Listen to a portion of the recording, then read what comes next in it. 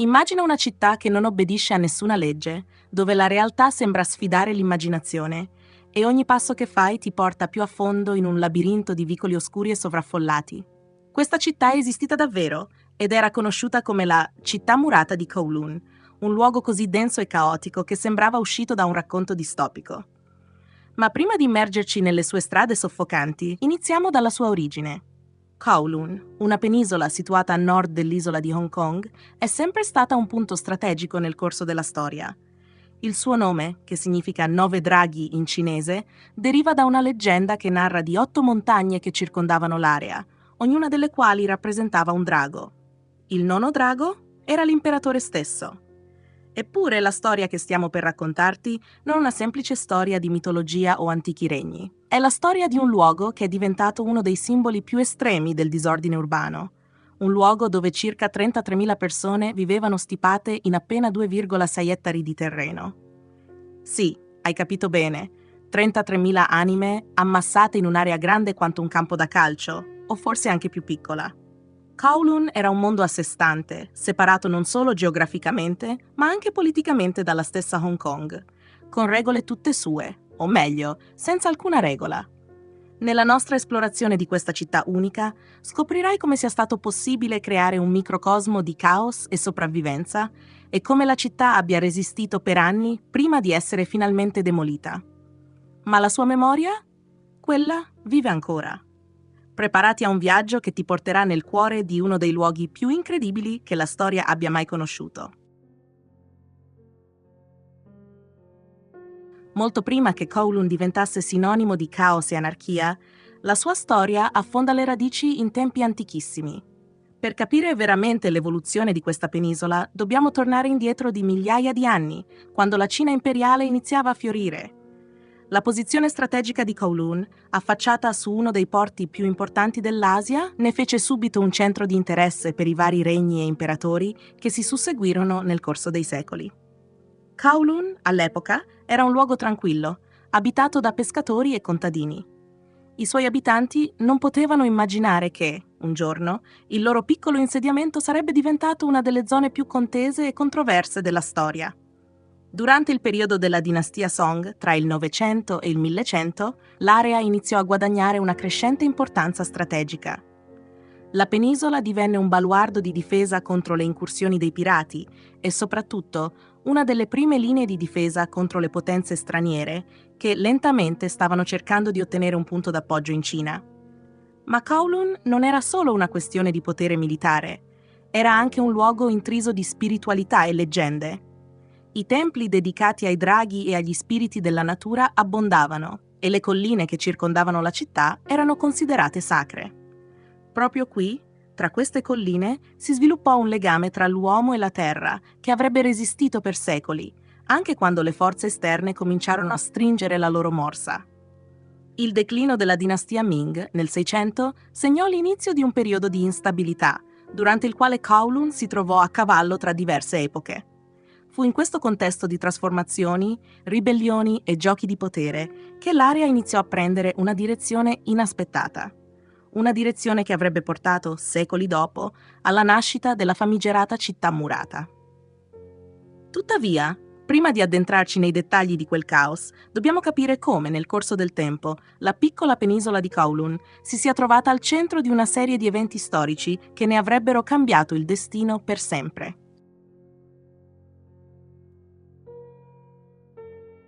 Alla fine del 1925, l'impero britannico e la China Qing si trovavano in un confronto che avrebbe cambiato la storia della regione per sempre. Dopo anni di tensioni e conflitti culminati nelle famigerate guerre dell'oppio, la Cina si trovò costretta a cedere una porzione del suo territorio agli inglesi. Questo evento fu sancito con il Trattato di Nancino nel 1954 e segnò il momento in cui la storia di Kowloon prese una piega decisiva. La penisola di Kowloon, fino ad allora un tranquillo insediamento che aveva resistito ai capricci del tempo, diventò improvvisamente un punto cruciale nelle mani del crescente impero coloniale britannico. Con la cessione della penisola e dell'isola di Hong Kong, gli inglesi ottennero un accesso strategico a uno dei porti più importanti del mondo. Tuttavia, ciò che rende unica questa storia non è solo la conquista di un nuovo territorio da parte dei britannici, ma ciò che rimasero fuori dagli accordi. Un piccolo pezzo di terra, proprio nel cuore di Kowloon, sfuggì al controllo britannico, la famigerata città murata. Inizialmente, Kowloon divenne una città modello per l'espansione coloniale. Le strade furono allargate, i nuovi edifici sorsero rapidamente e la cultura britannica iniziò a permeare ogni aspetto della vita. Era evidente che l'impero intendeva trasformare la penisola in una zona di prosperità e commercio internazionale, sfruttando la sua posizione ideale per i traffici commerciali con la Cina e il resto dell'Asia. Ma mentre la città coloniale si sviluppava, al centro della penisola c'era un luogo in cui nessuno sembrava avere il controllo. La città murata di Kowloon rimase una zona franca, un piccolo fortino che apparteneva ancora tecnicamente alla Cina Qing. Un paradosso, una reliquia di un'epoca passata che avrebbe sfidato ogni forma di autorità e legge nei decenni a venire. La separazione tra Kowloon, l'area sotto il dominio britannico, e la città murata, questo enigma inesplicabile, creò una dualità surreale. Da un lato, il progresso e l'ordine coloniale, dall'altro, il caos e l'anarchia che stavano iniziando a fermentare all'interno di quelle antiche mura. In questo capitolo della storia possiamo vedere le prime ombre di ciò che Kowloon sarebbe diventata. Un campo di battaglia tra il vecchio e il nuovo, tra il caos e il controllo, tra la libertà e la repressione. La domanda che si poneva già allora era la seguente: quanto a lungo questo fragile equilibrio sarebbe potuto durare? E cosa sarebbe successo quando il caos della città murata sarebbe cresciuto al punto da minacciare la stessa esistenza di Kowloon sotto il controllo britannico? Immagina una città in cui due mondi convivono fianco a fianco, separati solo da poche strade, ma distanti anni luce in termini di ordine e legalità. Da un lato c'è la Kowloon coloniale, una città che prospera sotto il dominio britannico, dove l'architettura occidentale si fonde con le influenze orientali, i commerci fioriscono e l'ordine è mantenuto con rigore. Dall'altro lato, circondata da mura antiche e sgretolate, c'è la città murata di Kowloon, una zona dimenticata dal tempo e da ogni forma di autorità, dove il caos e l'autogestione regnano incontrastati. Le strade della Kowloon coloniale brillano di una modernità crescente. I tram sferragliano lungo le vie principali, mentre i mercati esplodono di vita, con merci provenienti da ogni angolo del mondo. La popolazione britannica, pur esigua, si mescola con quella cinese, creando una cultura vibrante e cosmopolita. Il porto brulica di navi che trasportano beni e persone, rendendo Kowloon un crocevia di opportunità e scambi commerciali. Ma basta fare pochi passi oltre i confini di questa prosperità per entrare in un altro mondo, quello della città murata. Dentro quelle mura, che una volta servivano come fortificazione militare cinese, la legge non esiste.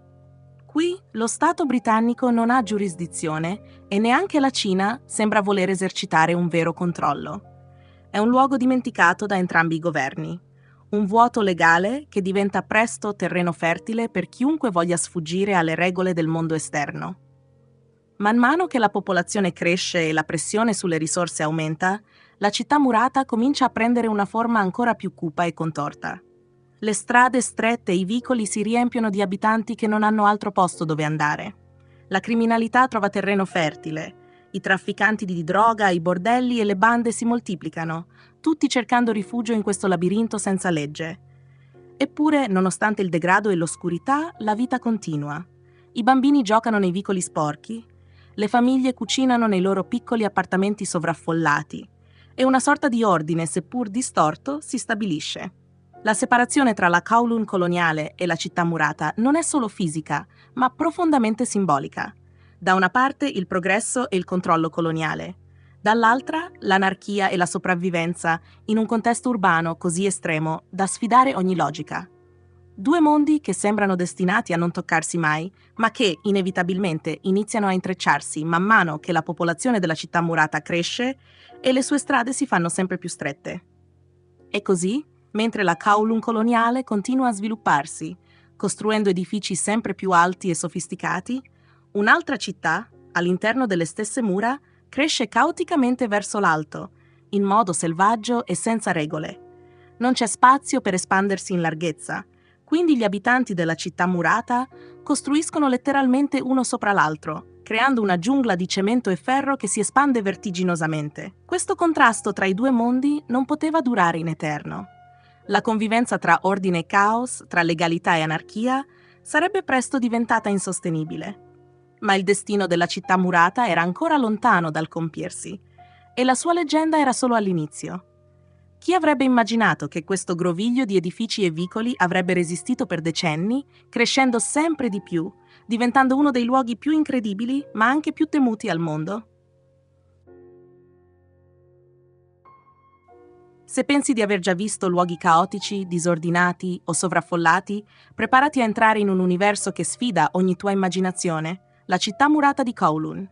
Qui le leggi della fisica e della società sembravano non esistere. Era un mondo a parte, dove le regole del vivere civile si piegavano e si frantumavano sotto il peso di migliaia di vite accatastate l'una sull'altra. All'inizio del 1900, la città murata era ancora un piccolo agglomerato di case e strade polverose, circondate dalle rovine delle vecchie mura cinesi.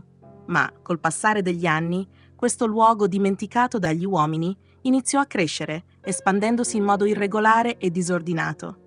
Senza alcun piano urbanistico, senza alcun controllo da parte delle autorità britanniche o cinesi, la città murata cominciò a svilupparsi in verticale, costruendo una sopra l'altra strutture di fortuna, formate da acciaio, legno e cemento. Negli anni 60 la città murata divenne il simbolo della sopravvivenza estrema. Circa 33.000 persone vivevano in uno spazio ridicolmente piccolo, 2,6 ettari. Immagina cosa significhi avere più di 10 volte la densità abitativa di Manhattan, ma senza nessuna delle infrastrutture moderne. Non c'erano strade vere e proprie, solo vicoli bui e angusti, così stretti che la luce del sole non riusciva a filtrare. Lì si viveva perennemente in penombra, o peggio, nel buio più completo. Ogni singolo centimetro della città murata era sfruttato, dalle pareti degli edifici, che venivano ricoperte di tubi e cavi elettrici esposti, fino ai tetti, utilizzati per ospitare altri edifici ancora. Era come se la città stessa fosse una creatura vivente, che si espandeva e si riformava, costantemente affamata di spazio. I piani superiori degli edifici erano collegati da passaggi improvvisati, ponti traballanti costruiti dagli stessi abitanti, creando un intrico di passaggi e corridoi che avvolgeva tutta la città in una morsa di cemento. Eppure, nel cuore di questo incubo urbano, la vita andava avanti. C'erano scuole, mercati, ristoranti, persino cliniche dentistiche illegali che operavano senza licenze o norme igieniche. La gente si adattava a vivere in un mondo senza luce naturale, senza ventilazione adeguata, e dove l'acqua corrente era un lusso che pochi potevano permettersi. Ogni singolo angolo della città murata era impregnato di umidità, odore di cibo fritto e sporcizia accumulata nei decenni. Ma ciò che rendeva questo luogo ancora più terrificante era la completa assenza di un'autorità. Non c'era polizia, non c'erano funzionari del governo. Le bande criminali gestivano il traffico di droga, i bordelli e il gioco d'azzardo.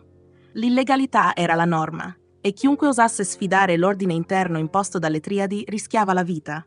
Eppure, malgrado questa apparente anarchia, la città murata aveva un suo equilibrio, un microcosmo di vita che continuava a pulsare.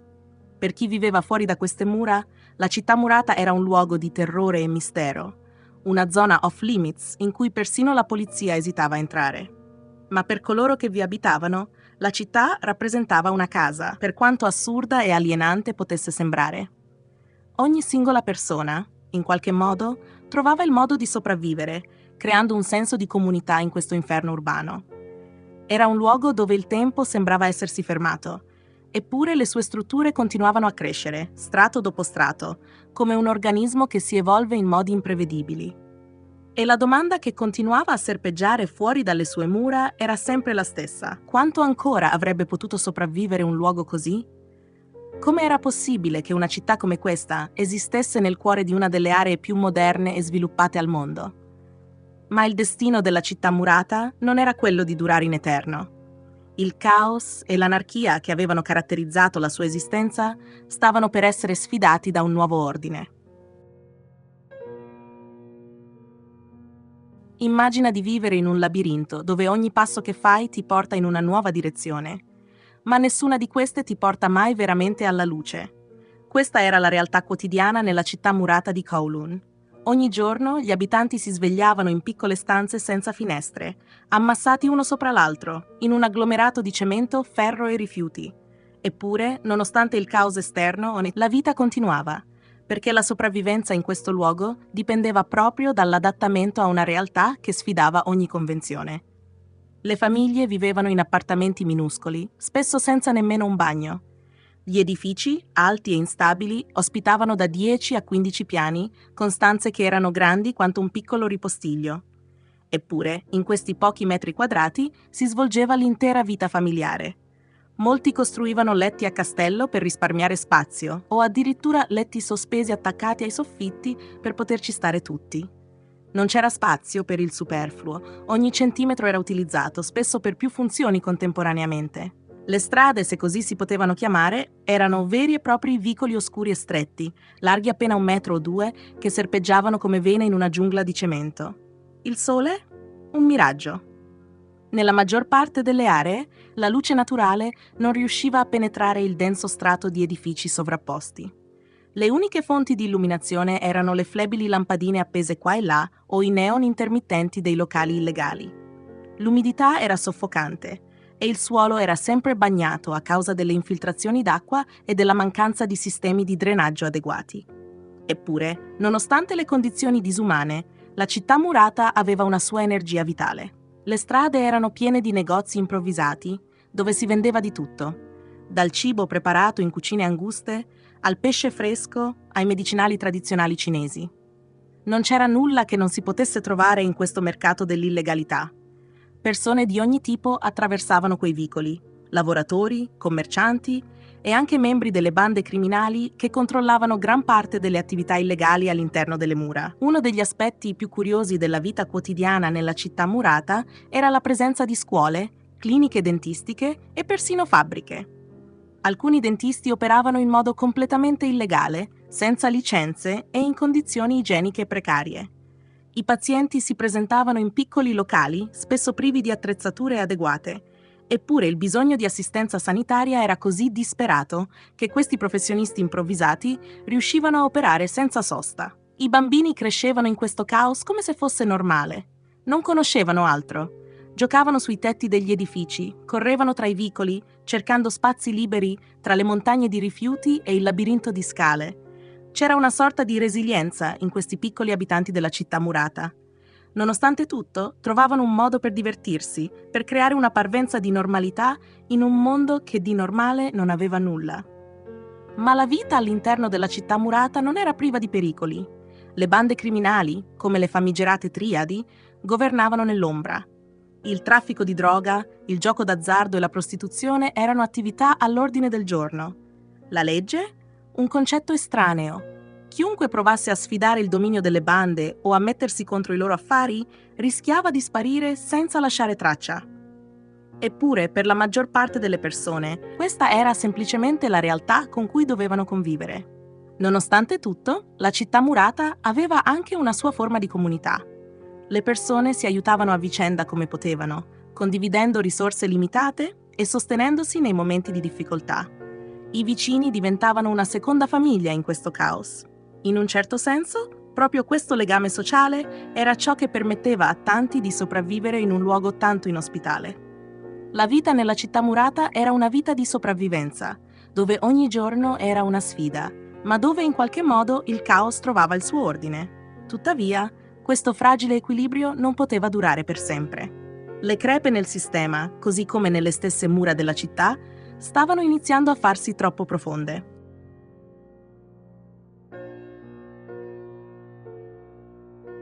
La fine era inevitabile, ma nessuno nella città murata di Kowloon si aspettava che sarebbe giunta così velocemente. Dopo decenni di caos organizzato, di una città che si era evoluta senza regole né autorità, la pressione esterna si fece insostenibile. Il governo britannico, insieme alle autorità cinesi, non poteva più ignorare quella giungla urbana che cresceva come un tumore nel cuore di Hong Kong. Era arrivato il momento di porre fine a quell'anarchia e riprendere il controllo di uno degli insediamenti più leggendari e famigerati della storia. La decisione di demolire la città murata venne annunciata nel 1992 e la notizia colpì come un fulmine chi viveva lì. Per quanto incredibile possa sembrare, Molte delle persone che avevano trovato rifugio in quella zona di non diritto non volevano lasciarla. Sì, era un luogo di degrado, sovraffollamento e criminalità, ma per loro era casa. In quel caos avevano costruito le loro vite, formato famiglie, stretto legami con i vicini e adattato ogni giorno le loro abitudini per sopravvivere. Il governo offrì ai residenti compensazioni per lasciare i loro appartamenti e molti accettarono con riluttanza, consapevoli che non ci sarebbe stato alcun ritorno. Tuttavia, altri si aggrapparono fino all'ultimo alle loro abitazioni, sperando che il destino della città murata potesse ancora essere salvato. Ma il futuro di quel luogo era già stato deciso. Nel 1993, le ruspe cominciarono a entrare nella città murata. Immagina quel momento. Un groviglio di edifici che si affollavano uno sull'altro, pieni di storie, vite e ricordi, iniziava a sgretolarsi sotto i colpi delle macchine. Non era solo la demolizione di una struttura fisica, ma la fine di un intero capitolo di storia urbana. La distruzione fu meticolosa, pezzo dopo pezzo, ma anche rapida. Ogni giorno pezzi di storia crollavano, lasciando dietro di sé solo polvere e macerie. Ma mentre la città veniva distrutta, la sua eredità si faceva più forte. I media di tutto il mondo si interessarono alla demolizione e le storie delle persone che avevano vissuto in quel labirinto oscuro iniziarono a emergere. Le immagini delle ruspe che abbattevano quei palazzi traballanti erano una testimonianza di come un luogo senza legge, senza governo, avesse potuto esistere per così tanto tempo, sopravvivendo a qualsiasi tentativo di controllo. La città murata era stata un'anomalia, un esperimento sociale involontario, che aveva mostrato al mondo cosa accade quando l'urbanizzazione sfugge a ogni forma di regolamentazione. Ma ora era finita, e dove una volta c'erano strade anguste, vicoli bui e un sovraffollamento disumano, sarebbe sorto un parco. Un simbolo di rinascita, forse, o una forma di redenzione per un luogo che per troppo tempo aveva incarnato il lato più oscuro della vita urbana. Con la demolizione della città murata si chiudeva un capitolo straordinario. Eppure, per quanto potessero distruggere quei muri e cancellare le sue strade, nessuno poteva demolire il ricordo di ciò che Kowloon aveva rappresentato. L'anarchia urbana, il caos organizzato e la resilienza umana in condizioni estreme restano incise nella memoria collettiva. Kowloon non era più solo un luogo, ma una leggenda, e la sua storia avrebbe continuato a ispirare e affascinare generazioni future. Ma non finisce qui. La fine fisica della città murata era solo l'inizio di un nuovo capitolo, dove l'eco di quel caos urbano avrebbe continuato a risuonare nel tempo, tra le pagine della storia e nei cuori di chi l'aveva vissuta. Con la demolizione della città murata di Kowloon, sembrava che il caos avesse finalmente lasciato spazio all'ordine. Ma quel luogo, una volta simbolo di anarchia urbana, non poteva essere semplicemente dimenticato o cancellato con qualche colpo di ruspa. Al contrario, qualcosa di nuovo sorse dalle sue macerie: il parco di Kowloon. Un parco che non avrebbe solo portato la pace e la bellezza in un'area devastata, ma che avrebbe anche portato con sé il peso di una memoria collettiva, un eco di ciò che un tempo era. Nel 1994, un anno dopo la demolizione definitiva della città murata, iniziarono i lavori per trasformare quell'intricata giungla di edifici fatiscenti in un luogo di quiete e serenità.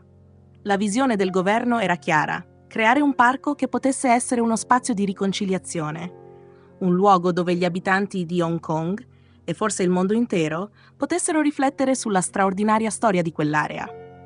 Ma come poteva un luogo così intriso di storie oscure e difficoltà trasformarsi in un'oasi di pace? Il parco di Kowloon, inaugurato nel 1995, fu progettato in modo meticoloso, rispettando le tracce del passato. I progettisti vollero che il parco riflettesse la storia della città murata, senza però glorificare il degrado o il caos. Fu creata un'ampia distesa di verde, con giardini paesaggistici curati nei minimi dettagli, stagni tranquilli e percorsi serpeggianti, come un richiamo poetico ai labirinti che un tempo caratterizzavano la città. Ma c'era anche un intento più profondo: mantenere viva la memoria. Alcune delle strutture storiche furono conservate. Ad esempio, le fondamenta di un'antica torre di guardia rimasero al loro posto, come un simbolo del passato imperiale cinese che aveva dominato quell'area molto tempo prima. Furono installate targhe commemorative e statue che ricordavano la vita e le storie che si erano intrecciate tra quelle mura. Il contrasto era stridente. Da una parte la serenità del parco e dall'altra il fantasma della città anarchica che non esisteva più. Il parco divenne presto un luogo di ritrovo per gli abitanti di Hong Kong, ma anche un'attrazione per i turisti, che pur venendo a cercare pace, erano incuriositi dalla storia della città murata. Molti si fermavano a leggere le storie raccontate dalle targhe commemorative, scoprendo come quella zona, che oggi emanava calma e bellezza, fosse stata, fino a pochi anni prima, uno degli insediamenti urbani più caotici e pericolosi al mondo. Ciò che rendeva il parco di Kowloon speciale non era solo la sua bellezza naturale, ma il peso del ricordo. Passeggiando tra i sentieri curati, si poteva quasi percepire l'eco delle voci che un tempo riempivano quelle strade anguste.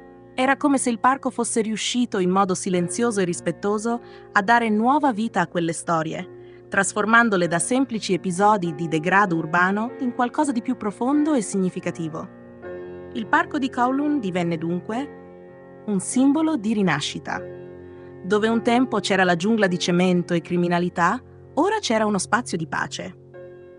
Ma la trasformazione non aveva cancellato la memoria, anzi l'aveva resa ancora più potente. Le persone che visitavano il parco non trovavano solo alberi, laghetti e fiori, ma anche un senso di connessione con il passato. Un passato che non poteva essere dimenticato, perché era proprio dalla sua ombra che la luce del presente traeva forza. E così, mentre il parco di Kowloon continua a prosperare, la sua bellezza esteriore nasconde una verità più profonda: la resilienza umana. Le persone che un tempo abitavano la città murata non si limitarono a sopravvivere, ma trovarono il modo di prosperare in un contesto impensabile. Il parco, nella sua quiete, racconta quella storia a chiunque sia disposto ad ascoltarla.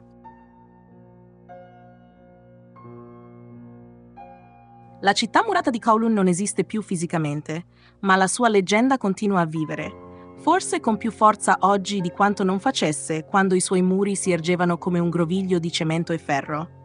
L'eredità di questo luogo straordinario si è diffusa ben oltre le sue ex mura, influenzando la cultura popolare, la letteratura, il cinema e persino l'architettura.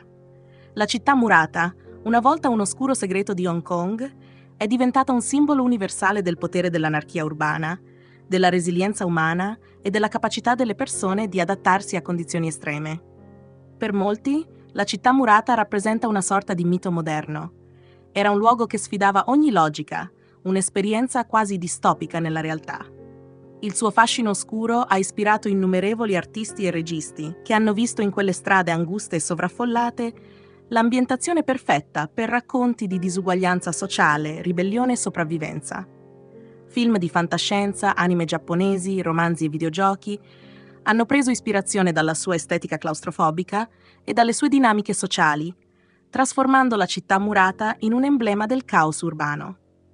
La sua influenza è così forte che, anche dopo la sua demolizione, la città murata è stata ricreata in mondi virtuali e immaginari. Il suo disordine strutturale e il suo tessuto sociale anarchico hanno ispirato la creazione di città immaginarie in film come Blade Runner e Ghost in the Shell. In queste opere, la città murata di Kowloon è diventata una metafora di un futuro in cui la tecnologia e l'urbanizzazione sfuggono al controllo, creando nuovi mondi in cui la lotta per la sopravvivenza è l'unica regola. Ma non è solo la cultura popolare che ha abbracciato l'eredità della città murata. Anche gli urbanisti e gli architetti hanno studiato attentamente il modo in cui la città si è sviluppata. Sebbene rappresentasse un esempio estremo di sovraffollamento e mancanza di regolamentazione, la sua struttura era, in un certo senso, un capolavoro di adattamento umano. Gli edifici che si sovrapponevano l'uno all'altro, i passaggi sospesi e i vicoli labirintici raccontavano di una creatività collettiva, di una città che si costruiva e si evolveva da sola, senza alcuna pianificazione centrale. Per quanto incredibile possa sembrare, alcuni architetti hanno cercato di trarre insegnamenti da questo caos controllato, esplorando il concetto di architettura spontanea e autogenerata.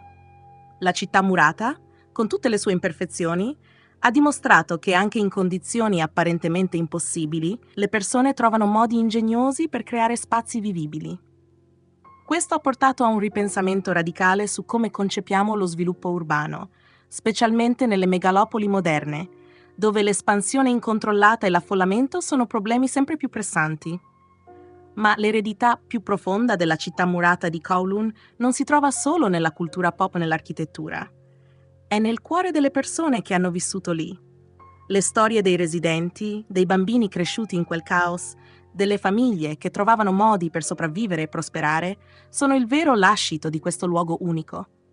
Per loro la città murata non era solo un simbolo di degrado o di criminalità, ma una casa. Era un mondo in cui, nonostante le difficoltà, si formavano legami, si costruivano comunità e si creavano vite degne di essere vissute. Ancora oggi, molti di coloro che hanno vissuto nella città murata ricordano quel periodo con una sorta di nostalgia. Nonostante le condizioni disumane, c'era un forte senso di appartenenza e comunità che è difficile trovare nelle moderne metropoli, dove l'anonimato spesso prevale sulle relazioni umane. È forse questo il paradosso più grande della città murata. Per quanto fosse un luogo apparentemente privo di speranza, in essa c'era una forza vitale, una resilienza che ha lasciato un'impronta indelebile nella memoria di chi vi ha vissuto. Oggi la città murata di Kowloon vive nei racconti, nelle immagini e nei cuori di chi ne ha respirato l'aria densa e umida. La sua demolizione non ha cancellato il suo spirito, ma l'ha trasformato in qualcosa di più grande, un simbolo di ciò che significa sopravvivere e adattarsi, di come gli esseri umani, anche nelle condizioni più difficili, trovano un modo per costruire una vita. Kowloon non è solo una città che è stata demolita, è una città che continua a vivere, nella memoria e nell'immaginario collettivo del mondo. E così la storia della città murata di Kowloon si conclude. Ma come abbiamo visto non è davvero una fine.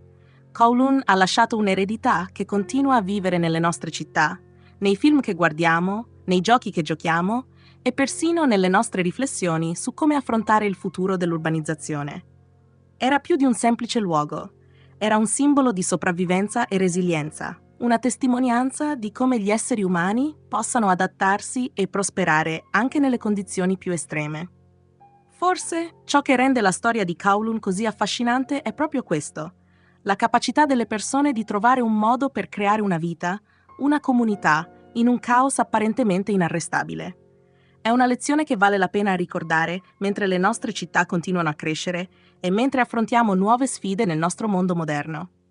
Se questa storia ti ha colpito, se ti ha fatto riflettere o semplicemente ti ha incuriosito, ti invito a lasciare un commento e a condividere i tuoi pensieri.